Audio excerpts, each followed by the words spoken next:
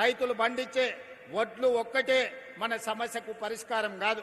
ఇవాళ వరి పండిస్తే వ్యవసాయ రైతుకు కష్టం తక్కువ ఉందని వరి పండిస్తుండ్రు, వరి కొంటున్నాం.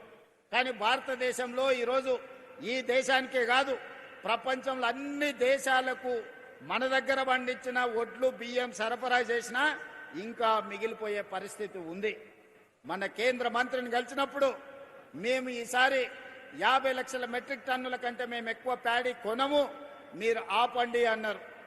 ఇప్పటికే ఈ సంవత్సరం 71 లక్షల మెట్రిక్ టన్నుల వడ్లు మనం కొన్నాం. మరి కొన్న వడ్లు ఏం చేయాలో మీరు ఆలోచన చేయండి. ఇవాళ గిట్టుబాటు ధరతో పాటు బోనస్ ఇచ్చి కొన్న తర్వాత ఈరోజు పేదలకు సన్న బియ్యం ఇచ్చిన తర్వాత ఇంకా లక్షల మెట్రిక్ టన్నుల వడ్లు బియ్యం మన దగ్గర మిగిలిపోతున్నాయి. ఈరోజు విదేశాలకు ఎగుమతి చేద్దామంటే సరైన గిట్టుబాటు ధర లేదు, లాభసాటిగా లేదు, సమస్యలు వస్తున్నాయి. మరి అందుకే ఇవాళ పంట మార్పిడికి మనం పూనుకోవాలి. ప్రభుత్వం రైతులను ప్రోత్సహించాలి, మిల్లెట్స్ పండించాలి, కూరగాయలు పండించాలి, పండ్లు పండించాలి. ఈరోజు పాలకూర లాంటి ఆకుకూరలన్నిటిని కూడా మనం పండించాలి. ఈరోజు రైతులకు పాలు కావాలి అంటే పేద పట్టణంలో ఉండే వాళ్లకు ఈరోజు పాలు పండ్లు కొనాలంటే ఎక్కడికో పోవాల్సి వస్తుంది. వీటన్నిటినీ ఈరోజు మన పంట మార్పిడి ద్వారా రైతులకు అన్ని అవకాశాలు కల్పించాలి. రైతులను ప్రోత్సహించడానికి ప్రణాళికలు సిద్ధం చేయాలి. తుమ్మల నాగేశ్వరరావు గారు వ్యవసాయ శాఖ మంత్రే కాదు, ఆయననే పెద్ద రైతుకున్న సమస్య. తుమ్మల నాగేశ్వరరావు గారికి సంపూర్ణమైన అవగాహన ఉంది. ఏదైనా యూనివర్సిటీ పరీక్ష పెడితే ఆయనకు డాక్టరేట్ వస్తుంది వ్యవసాయం మీద. వ్యవసాయంలో ఆయన ప్రజాప్రతినిధిగా ఉంటే ప్రజలల్లో ఉంటాడు, ప్రజాప్రతినిధిగా లేకపోతే వ్యవసాయ పొలాలలో లొంగి కట్టుకొని వ్యవసాయ పనుల మీద ఉంటాడు. ఇవాళ అలాంటి వాడు మనకు వ్యవసాయ శాఖ మంత్రిగా ఉండడం మన అందరి అదృష్టం. అందుకే తుమ్మల నాగేశ్వరరావు గారికి నేను విజ్ఞప్తి చేస్తున్నా, పంట మార్పిడికి అవసరమైన ప్రణాళికలు తీసుకురండి. కేంద్ర ప్రభుత్వంతో మాట్లాడదాం, మోడీ గారిని అడుగుదాం. మిత్రుడు రఘునందన్ రావు గారు ఉన్నారు, కిషన్ రెడ్డి గారు ఉన్నారు, బండి సంజయ్ గారు ఉన్నారు, 8 మంది ఎంపీలు ఉన్నారు. తెలంగాణ రాష్ట్రంలో పంట మార్పిడి ద్వారా రైతులకు లాభసాటిగా కేంద్ర ప్రభుత్వం రాష్ట్ర ప్రభుత్వం కలిసి మెలిసి ఏ విధంగా లాభసాటిగా చేద్దాం, రైతులు తలెత్తుకొని నిలబడే విధంగా, రైతులు పండించిన పంటకు లాభసాటిగా ధరలు వచ్చే విధంగా ఈరోజు పామాయిల్ పండిస్తే 4 సంవత్సరాలు మనకు రిజల్ట్ రాదు అని చెప్తున్నారు. 4 ఏళ్లు మరి రైతు ఎట్లుండాలంటే రైతును ఆదుకోవాల్సిన అవసరం ఉంది అని ఇంతకుముందు మిత్రులు చెప్పారు. అందుకే కేంద్ర ప్రభుత్వంతో పాటు కేంద్ర ప్రభుత్వం రూపాయి ఇస్తే తెలంగాణ నుంచి కూడా ఇంకో రూపాయి తోడేసి ఆ 2 రూపాయలు రైతుకి 4 ఏళ్లు బతకడానికి జీవనం సాగించడానికి సహకారం అందిస్తాం. పామాయిల్ ఫ్యాక్టరీలు కడదాం. ఈ వేదిక మీద నుంచి తుమ్మల నాగేశ్వరరావు గారికి నేను విజ్ఞప్తి చేస్తున్నా, మా కొడంగల్ అత్యంత వెనుకబడిన ప్రాంతం, అమాయకులు మంచోళ్ళు, అడగడం కూడా రానోళ్ళు. అందుకే ఇవాళ నేను బాధ్యత ఎక్కువ తీసుకోవాల్సి వచ్చింది. చాలా రోజుల నుంచి ఉపాసం అన్నారు, 1 పూట తిని బతికాను. ఇప్పుడన్నా నేను ఉన్నప్పుడన్నా 2 పూటల భోజనం పెట్టి పొద్దుటి పూట కొంచెం టిఫిన్ పెడితే మా రైతులు మా ప్రాంత ప్రజలు కొంత బాగుపడతారు. అందుకే తుమ్మల నాగేశ్వరరావు గారికి వేదిక మీద నుంచి విజ్ఞప్తి చేస్తున్నా, సిద్దిపేటలో కట్టిన ఈ ఫ్యాక్టరీ కొడంగల్ నియోజకవర్గంలో కూడా ఇట్లాంటిది ఒక ఫ్యాక్టరీ కట్టండి, మా రైతులకు ఉపయోగపడుతుంది. దయచేసి తుమ్మల గారు, అదేవిధంగా మిత్రులు దామోదర్ రాజనరసింహ గారు, మహబూబ్ నగర్ జిల్లా ఇన్ఛార్జ్ మంత్రివర్యులు వారు, దామోదర్ రాజనరసింహ గారు ఒక్కసారి సమీక్ష చేసి ఇంత మంచి ఫ్యాక్టరీని నా నియోజకవర్గంలో కట్టడానికి దామోదర్ రాజనరసింహ గారిని, తుమ్మల నాగేశ్వరరావు గారిని విజ్ఞప్తి చేస్తున్నా. ఇది మంచి లాభసాటి వ్యవసాయం.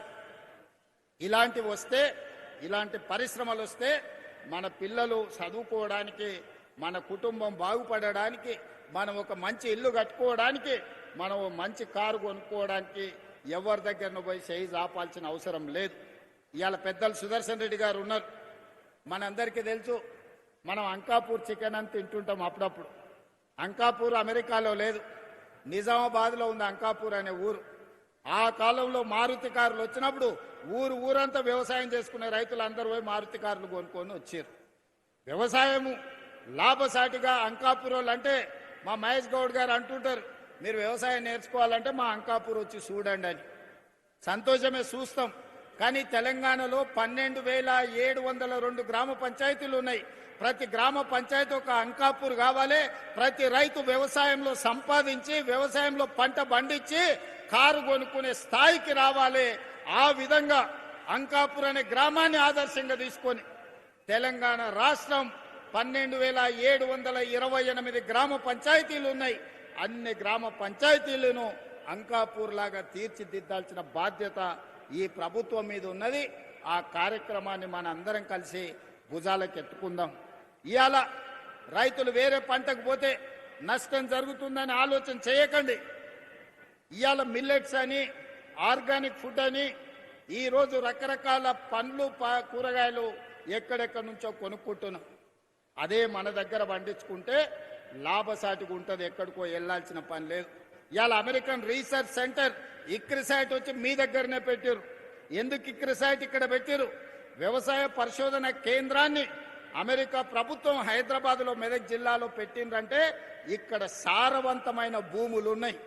ఈ సారవంతమైన భూములు ఒక్కొక్క జిల్లా ఒక్కొక్క పంటకు ప్రతిదీ, ఒక్కొక్క జిల్లాలో ఒక జిల్లాలో చెరుకు పండితే, ఒక జిల్లాలో పత్తి పండితే, ఒక జిల్లాలో మిర్చి పండితే, ఒక జిల్లాలో పసుపు పండితే, ఓ జిల్లాలో కందులు పండితే, ఓ జిల్లాలో ఎర్రజొన్నలు పండితే, ఓ జిల్లాలో ద్రాక్ష తోటలు పండుతాయి, ఓ జిల్లాలో టమాటాలు పండితే, ఇంకొక జిల్లాలో వంకాయలు పండుతాయి, దోసకాయలు పండుతాయి, బెండకాయలు పండుతాయి.